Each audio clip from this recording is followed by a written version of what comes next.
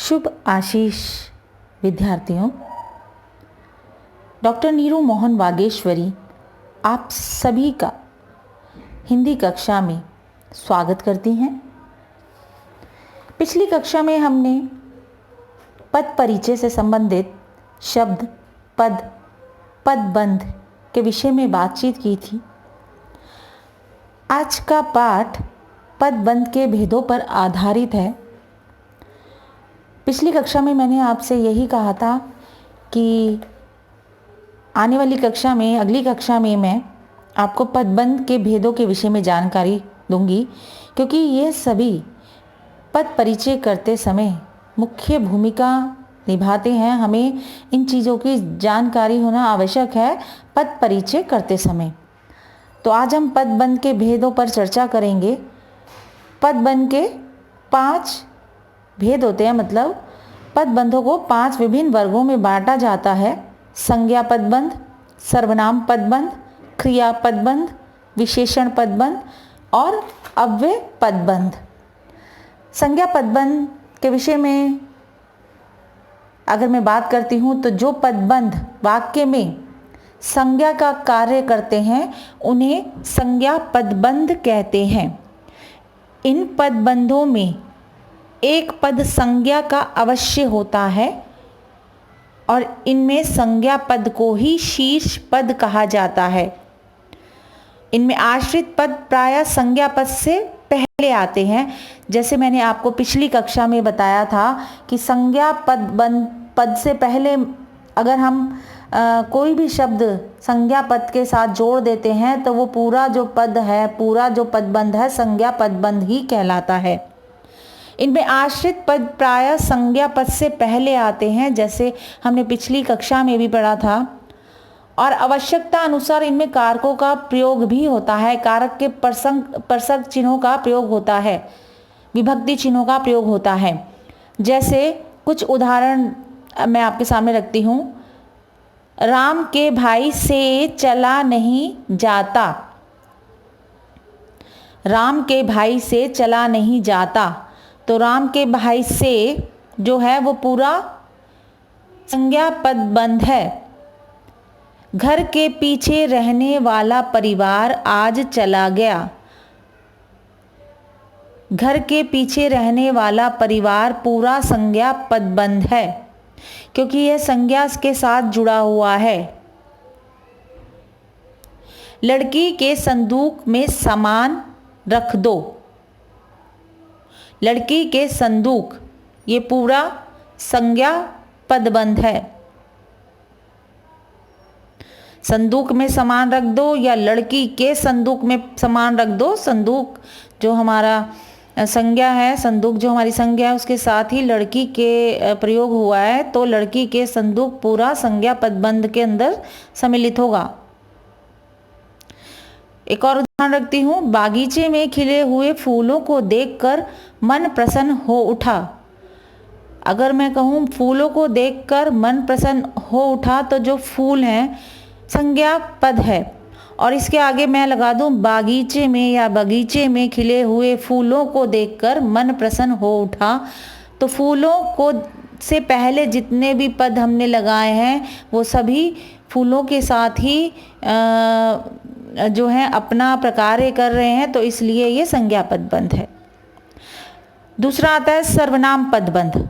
तो सर्वनाम के स्थान पर प्रयुक्त होने वाले, जो सर्वनाम के स्थान पर प्रयुक्त होते हैं होने वाले पदबंध सर्वनाम पदबंध कहलाते हैं।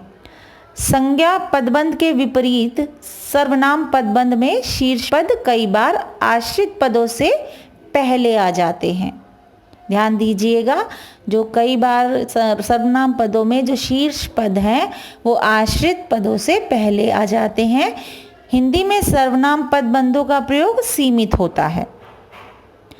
इनकी जो है प्रयोग है वो सीमित होता है। कुछ उदाहरण आपके समक्ष प्रस्तुत करती हूँ। शेर की तरह दहाड़ने वाले आप चुप क्यों हैं। जो आप मैंने सर्वनाम का प्रयोग किया है, आप से पहले मैंने लगा दिया शेर की तरह दहाड़ने वाले। तो यहाँ पे आपके लिए मैंने ये सारी जो है विशेषण जो हैं वो लगा दिए, विशेषण की तरह जो है वो लगा दिए, परंतु ये सभी जो पद हैं वो संज्ञा के साथ प्रयोग में लाए जा रहे हैं। तो ये पूरा जो सर्वनाम के साथ प्रयोग में लाए जा रहे हैं। मैंने सर्वनाम के साथ, आप सर्वनाम है और सर्वनाम के साथ ये सारे पद को प्रयोग किया है, पदों को प्रयोग किया है। तो ये सारे पद जो हैं वो सर्वनाम पद के साथ लगकर पूरा सर्वनाम पदबंध बना रहे हैं।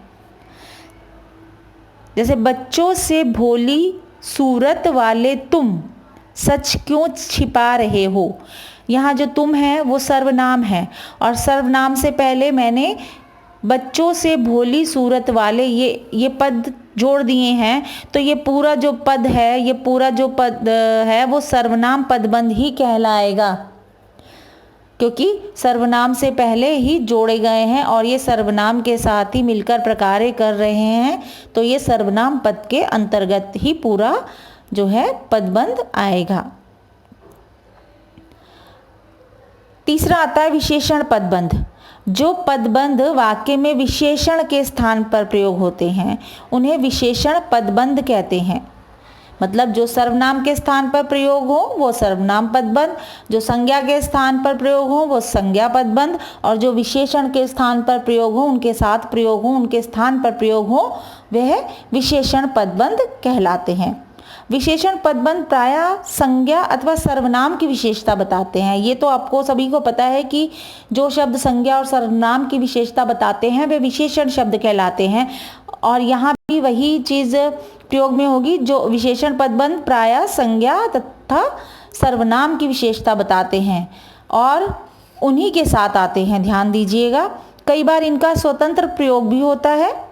इन पदबंधों में जो शीर्ष पद विशेषण अथवा आश्रित पद प्रविशेषण के रूप में होता है। ध्यान रखिएगा, जो शीर्ष पद होता है वो विशेषण की भूमिका में होता है और जो आश्रित पद होता है वो प्रविशेषण, मतलब जो विशेषण की भी विशेषता बताता है या विशेषण के आगे लगकर विशेषण की विशेषता बताए वो प्रविशेषण होता है। प्रविशेषण जो है वो विशेषण के आगे प्रयोग में आता है, उनसे पहले प्रयोग में आता है। तो उदाहरण के लिए, आप तो बहुत मालदार हैं। तो यहाँ बहुत मालदार जो है पूरा विशेषण है। मालदार हमारी विशेषता बता रहा है और मालदार से पूर्व बहुत लगा तो वो प्रविशेषण का कार्य कर रहा है। और ये पूरा जो पदबंध है वो पूरा पदबंध विशेषण पदबंध है। घर के कोने में बैठा हुआ व्यक्ति उसका पिता है। तो यहाँ पर विशेषण पदबंध है, घर के कोने में बैठा हुआ। ये पूरा विशेषण पदबंध है क्योंकि विशेषता बताई जा रही है व्यक्ति की कि घर के कोने में बैठा हुआ है। और मैंने अभी भी कहा जो संज्ञा सर्वनाम की विशेषता बताते हैं वाक्य में वो विशेषण पदबंध होते हैं। ये चीज़ ध्यान रखिएगा। चौथा आता है क्रिया पदबंध।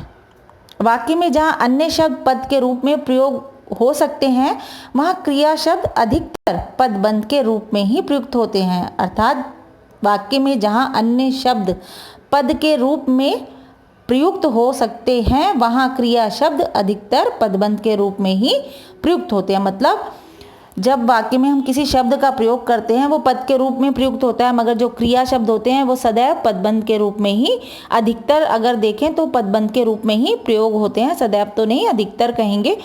क्योंकि वाक्य में जो मूल क्रिया के साथ सहायक क्रिया, काल, पक्ष, लिंग, वचन आदि सभी की सूचना देने वाले प्रत्ययों को जोड़ा जाता है। ध्यान दीजिएगा, ज़्यादातर जो क्रिया के साथ सहायक क्रियाएं भी लगती हैं, काल, पक्ष, लिंग, वचन आदि सभी की सूचना देने वाले प्रत्ययों से इन्हें जोड़ा जाता है और इनका प्रयोग सामान्यतः वाक्य के अंत में करते हैं।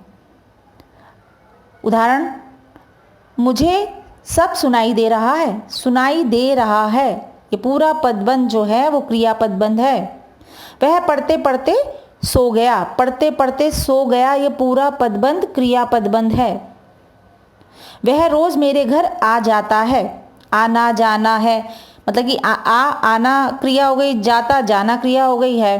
तो आ जाता है ये पूरा पदबंध क्रिया पदबंध है। पांचवा आता है अव्यय पदबंध क्रिया विशेषण। क्रिया की विशेषता बताने वाले पदों के समूह को क्रिया विशेषण या अव्यय पदबंध कहते हैं। ध्यान दीजिएगा, अव्यय जिनमें हम जो बदलते नहीं हैं, अविकारी शब्दों को अव्यय शब्द कहा जाता है, और अव्यय शब्दों में क्रिया विशेषण जो शब्द आते हैं और इसको हम अव्यय पदबंध कहते हैं। इनकी रचना प्रायः संज्ञा तथा अव्यय के संयोग से होती है। ध्यान दीजिएगा, इनकी रचना अगर होगी तो वो संज्ञा और अव्यय के संयोग से होगी। जैसे गाड़ी बहुत धीमी गति से चल रही है। धीमी गति, क्रिया विशेषण, बहुत धीमी गति, ये पूरा अव्यय पदबंध है। घर के चारों ओर, चारों ओर क्रिया विशेषण शब्द है।